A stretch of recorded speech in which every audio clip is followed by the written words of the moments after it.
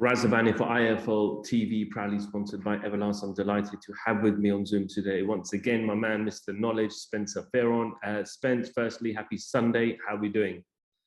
Yeah, I'm really good, really good. Had a fantastic week this week. Done some bits with The Zone, with Akam Barak, and my guy Addy, and the great Roy Jones. So I had a really good time, and I got to also say a massive big up to 258 management, KD, Eddie Hearn, Matchroom for the complimentary ringside seats.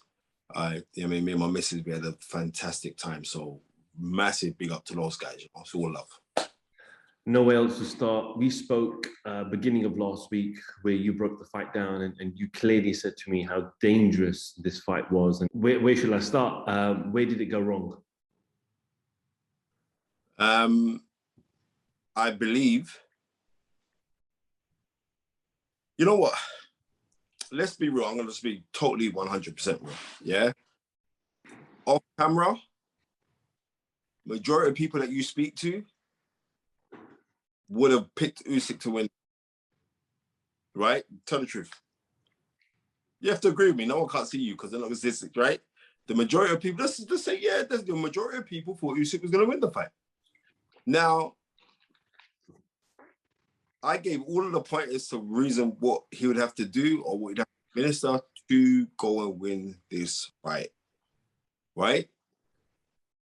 What was Anthony Joshua trying to prove? That he was a boxer versus a supreme, not even a masterful, but a supreme boxer in Alexander Usyk. What was he trying to prove? What is hidden somewhere in the mindset that he wanted to prove that he was a boxer? Now, I can't help it. I love to revert back to history, right? Sugar Ray Leonard, Marvin Hagler, 1987, April 6, right? Hagler tried to show that he could outbox Sugar Ray Leonard, right? And Hagler's a southpaw, and Hagler came out orthodox to show Leonard, listen, I can deal with you because your IQ is not as high as mine, right? And he came a cropper and he switched it round 5.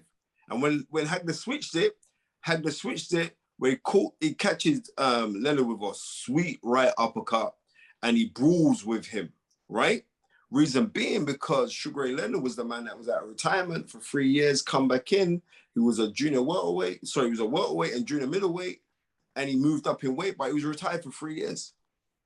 So he said, right, let me just stick it on you in the 5th round. Then Leonard goes back to the corner, and you had the late, great Angelo Dundee.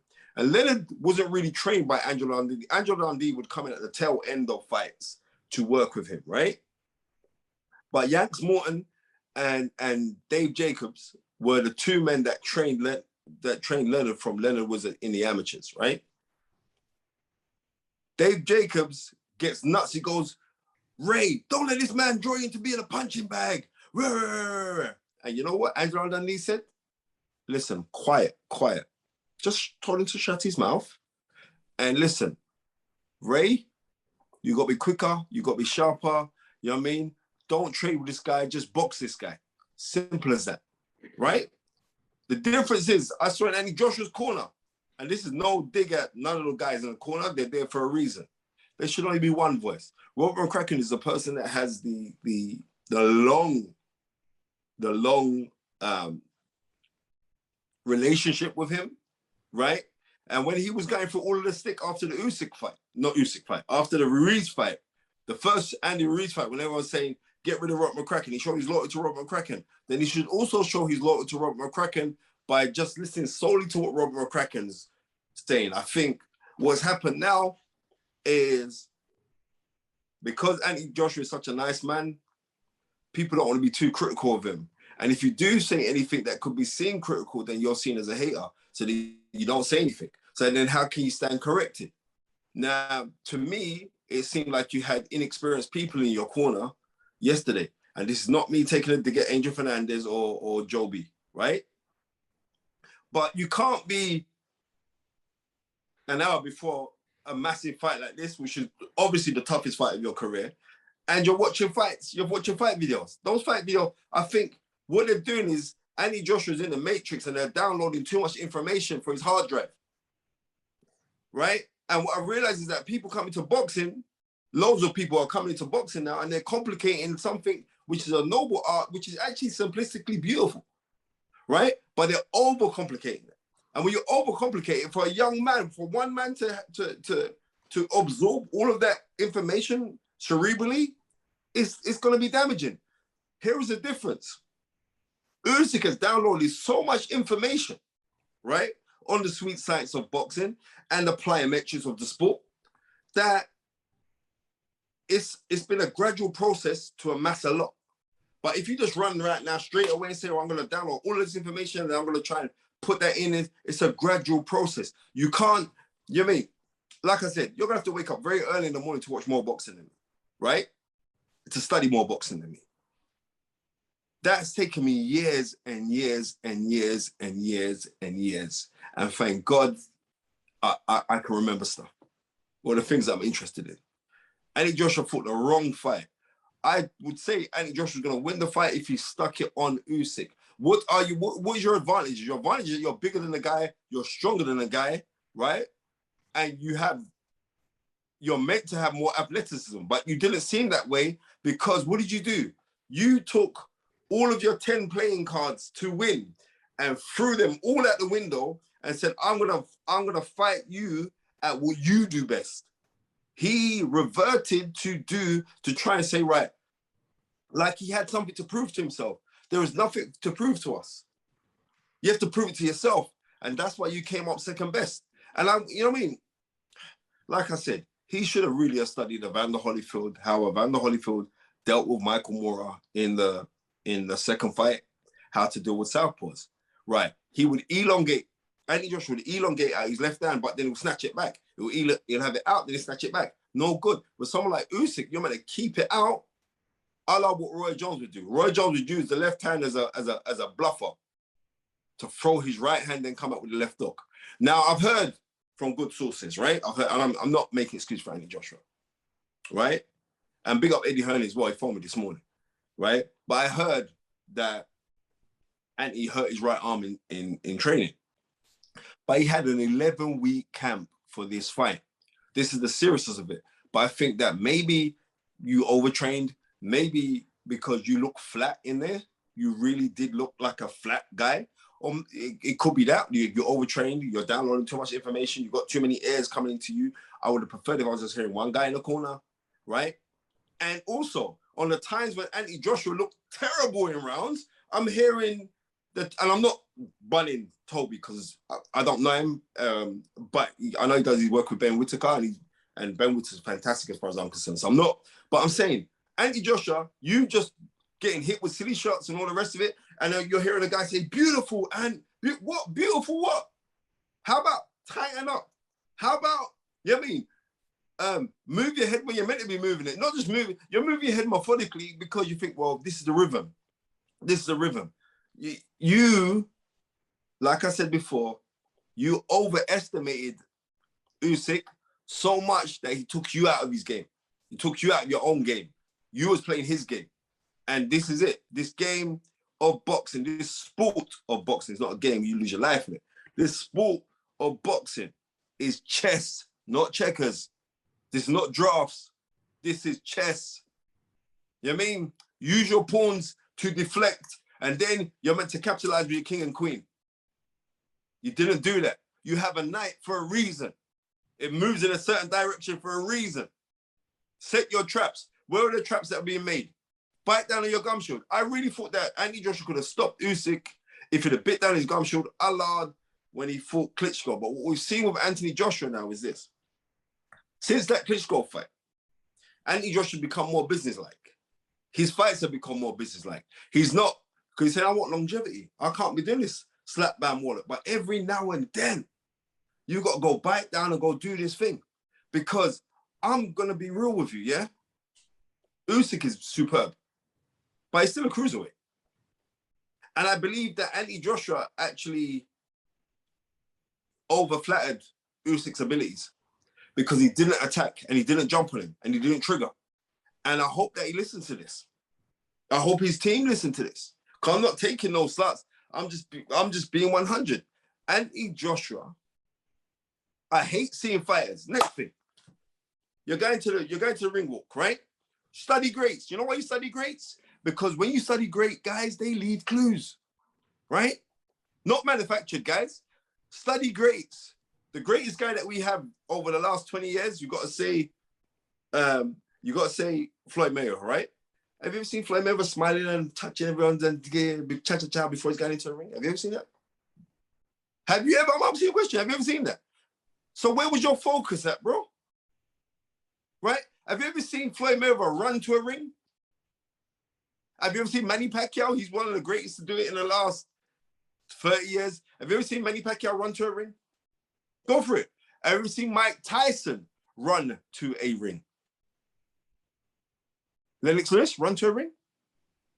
Joe Kawasaki, who's one of the greatest British fighters of all time, right, run to a ring? Go study. This is what I'm saying. Like, study greats, they leave clues. You don't run to the ring. You know why you don't run to the ring? Because famously, George Foreman, October of 1974, in a rumble in the jungle against Muhammad Ali, what did he do? He ran to the ring. Certain things, he ran to the ring. What happened to him? He came a cropper. Ali Roper docked him and knocked him out in 8 rounds. Study this game. So when you're studying it, because you haven't, and this is like the difference between certain fighters, there's certain guys who have just grown up in the fight business. I think Anthony Joshua is trying to download too much information too soon to say that you're falling in love with it, right? You can't force someone to love something. You don't believe me?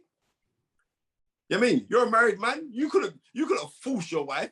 Yeah, we're getting married and this, that goes and blah, blah. Yeah, you could do that, but you know what? She ain't gonna love you. You can't force this thing. You take time, you spoon feed and little drops. So you get little nuggets of superbness. And you think, wow, that's amazing. I'm going to roll with this. Too much. I hear him quoting Rocky Marciano. Rocky Marciano wasn't the style to go and fight Usyk. You know what I mean?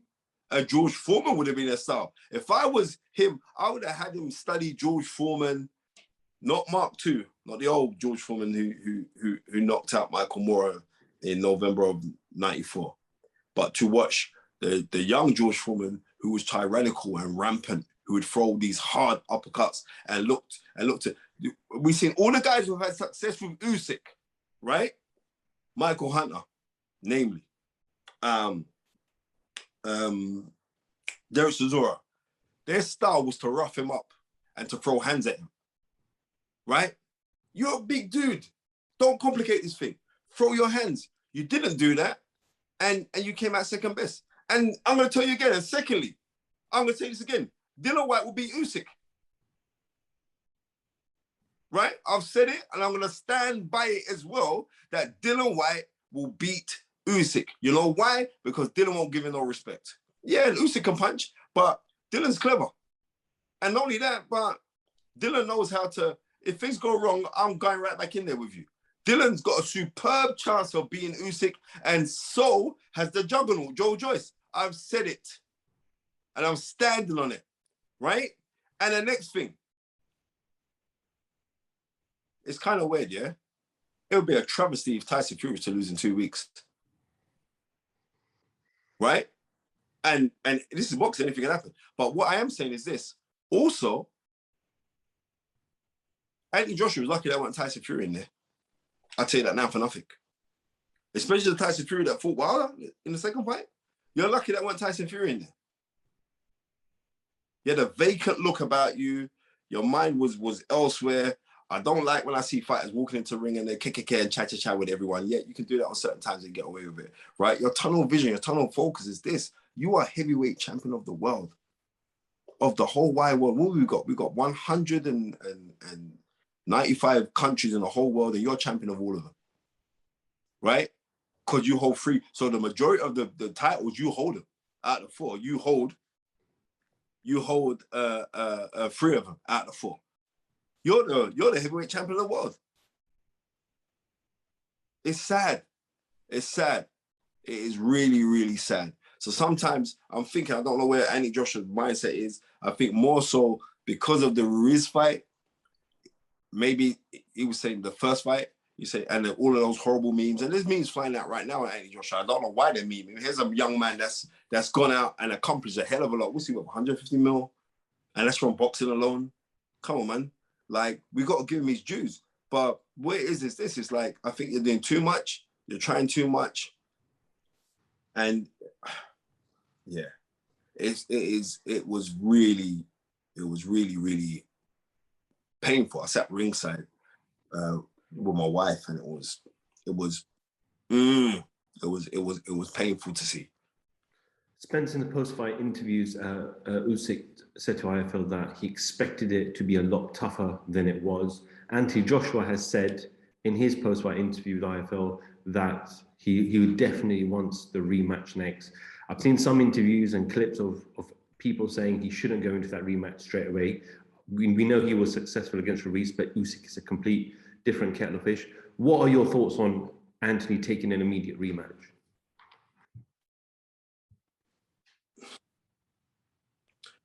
To be real, in the UK, no one else sold tickets like Anthony Joshua. No? Nobody hasn't got that pull, that allure like Anthony. Nobody gets remotely close to him, right? I think Anthony Joshua should take the immediate rematch, right? But what I am saying is, like, he should just work on not hiding it, not trying to be over tactical, saying, listen, I'm just coming to have it with you. Yeah? Allard, Nigel Benn, was that 1990? Nigel Benn versus Iron Barkley. Listen, I'm not hiding my things. Don't know bridging shit. And done this bridging shit thing, done this touching gloves at the end of the round. I hate when fighters do that, you know? Touching gloves at the end of the round and all that kind of, when did that ever, what's that all about? You know what I mean? No. Right. Everyone seems to say every time you do interviews, you always mention Lloyd Hannigan. Yeah, damn right I mentioned Lloyd Hannigan, the ragamuffin man. Because let me tell you, Lloyd Hannigan in September, was it? September 26th, when he goes in with Donald Curry. Donald Curry is ranked the pound for pound champion. Lloyd Hannigan, and forgive me for swearing, right? Lloyd Hannigan was up against the pound for pound #1 fighter. Hagler was still fighting at the time. Larry Holmes was still fighting at the time. We go through a list. Julio Cesar Chavez was just on the cusp of winning world titles, right? This man was ranked #1 pound for pound champion, pound for pound fighter in the whole world. And Lloyd Hannigan's at the press conference. And he goes to him after they do all the niceties and everything else. He goes, look, I'll see you fucking tomorrow, mate. That's serious. That means, like, bro, I'm coming to fight you, bro. I'm coming to fight you. That's what he could have done. You've got to there and fight this, brother. You know what I mean? Don't hide the thing like, yeah, oh, I'm going to do this. No, I'm coming to fight you. I'm coming to hit arms. I'm coming to hit shoulders. I'm coming to hit ribs. You know what I mean? I'm coming to do little sneaky things on the inside. I'm even going to punch you on your hip when the referee's not seeing. That's right, when the referee's not looking. I'm going to go do whatever I have to go do to go secure victory. I'm going to bite down on my gum shield, but I'm going to do it from a tight, high guard. And Anthony Joshua would come out victorious. Take the rematch. Right? I'm going to be real. Take the rematch. Take it. Reason why? Because your stock's still high. And if you took the rematch, you went out there and you went to try and bash Usyk and it didn't work for you, right? And this is how I heard, I was ringside, I heard Robert McCracken looked at Eddie Hearn and said, yeah, I think we got this one, right? Right? I was at ringside. I heard Clifton Mitchell turn to Eddie Hearn and say to Eddie Hearn, yeah, we've got this one. I'm saying, what fight were these guys watching, bro? I'm going to be real. I struggled to give Anthony Joshua 3 rounds, you know? I struggled to give him 3 rounds. And this is not a slight on Anthony Joshua for what you've accomplished and how you are and the stature with you and everything that you've. It's incredible. But you're being too philosophical, bro. I've said this many times that Anthony Joshua needs to be more like LeBron James and less like Michael Jordan, right? And there's so many different connotations to it. But on that winning mindset, bro, you're on your own on this thing, man. Right? You can have all these guys all around you and everything else and right? But when it comes to it, man, it's hurtful because I believe that he's a superb talent, and for things that, but he hasn't really got that boxing brain. But I think he's fed into that so much that he's saying, well, I'm going to show people that I actually have got boxing brain. Yeah, I'm going to box with Usyk. What are you talking about, bro? You know what I mean? You just throw away everything, trying to box this guy, trying to prove that you're something that you're not. You didn't have to prove nothing to no one, bro. And that is the hurtful thing about this sport, because leaving out, and I'm gonna be, because I know I got to go myself. I've got a watch to go collect. Let me just big up Akam Barak because they got me a present. I'm going to collect it right now. Watch in Switzerland, right? Anyway, and it was, people were hurt of the loss when they're leaving, yeah. But people were also thankful of seeing a masterful display by this guy Usyk, and it was absolutely brilliant. And I don't think we should take away anything away from his victory, because that was absolutely superb.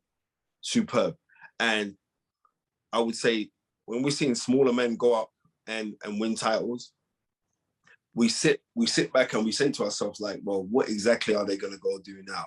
We saw it Michael Spinks when he moved up from like heavyweight, when he defeated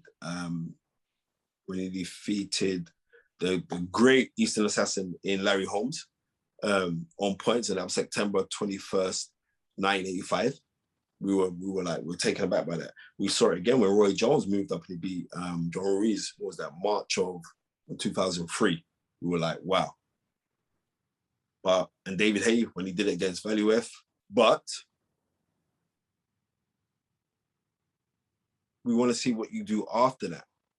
And I think maybe them other guys are going to be too big for him or all the rest of it, but I'll show this guy respect, then you're done. And it's easier for me to sit back on this and say, well, this guy will beat you and that guy will beat you and the rest of it. But there's something remarkably special about Usyk, right?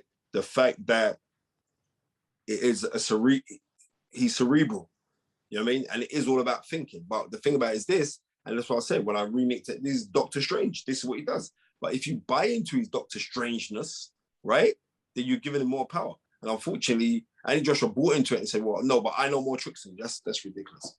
You know what I mean? I'm not going to come to you and say, I know how to edit better than you. I know how to put together videos and stuff. That's your forte, yeah?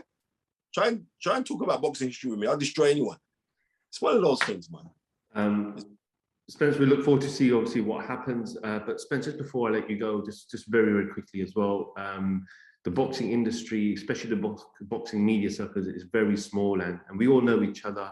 I just want to quickly touch on, obviously, this week, sadly, one of our close friends from the media industry who works for Pep Talk UK Pro Breeze, known as Frankie, someone you know very well as well, who was at the press conference on Thursday, was going to be at the weigh-in and fight night, sadly passed away.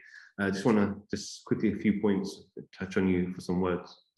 Yo, man. If I wasn't talking to you right now, I'll be talking to Pro Bees. That's the thing. I mean, you two are my guys when it comes on this thing. You know what I mean? And I've got nothing but love for that, you know. And his family, he's like, he left like 2 daughters, he had twins. And when I mean like the guy was just helpful, he was amazingly helpful. I didn't want to talk about it because it didn't seem real. I heard like 1 o'clock on the Saturday morning, I heard 1 o'clock in the morning, I heard one of my friends, because I was working, when I got back in from work, I was so tired with the foundation stuff at MTK, and I went to bed. And I woke up and one of my guys, Spud, said, yo, Spence, yeah, about Pro Bees. I'm, what are we talking about? And he said, he passed away. And I said, what are you talking about? And then I've seen everybody saying that, you know, his first ever interview was with me. His first ever. I remember like He DM'd me and said, oh, I'm just going into this boxing thinking, yeah, give me any points or whatever not. When I've done foundation work for MTK, he's come along, helped me feed the homeless. He's come along. When I'm doing I did something up in Great Harwood with the kids up there to help him out. And this is years ago now. And he traveled all the way down from London to Great Harwood, which is near Manchester, to help me out. So a sad loss. But the thing about it is this, we say this many times, but certain people die, like, we don't, everyone comes out and says something nice about him and this, that, and that, and all the rest of it. But it's very difficult to go and find anybody who's got a bad word to say about him, because he respected the game. He loved this sport, you know? And he came, like, he would pester me every day to, yeah, just a fantastic guy. And the weird thing is this, is like, after a fight like the Joshua fight, it'd be him that I'm talking to first. You know what I mean? For his channel. And also I got to thank Adam Smith and Matthew Macklin.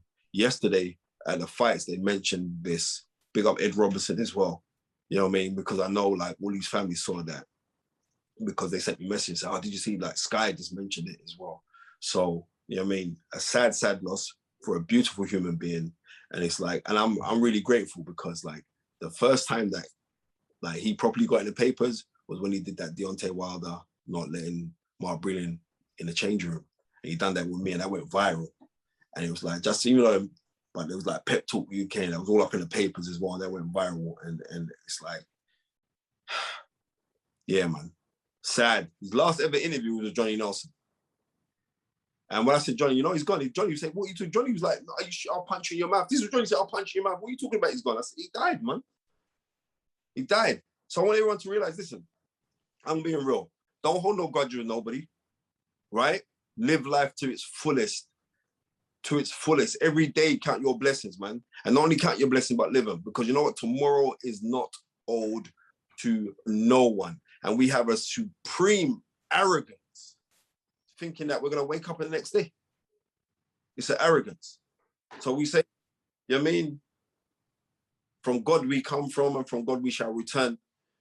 I say to Pro Bs, and all you know what I mean, rest in paradise, rest in power, and rest in eternal peace. Spencer Fearon, IFL TV, thank you very much.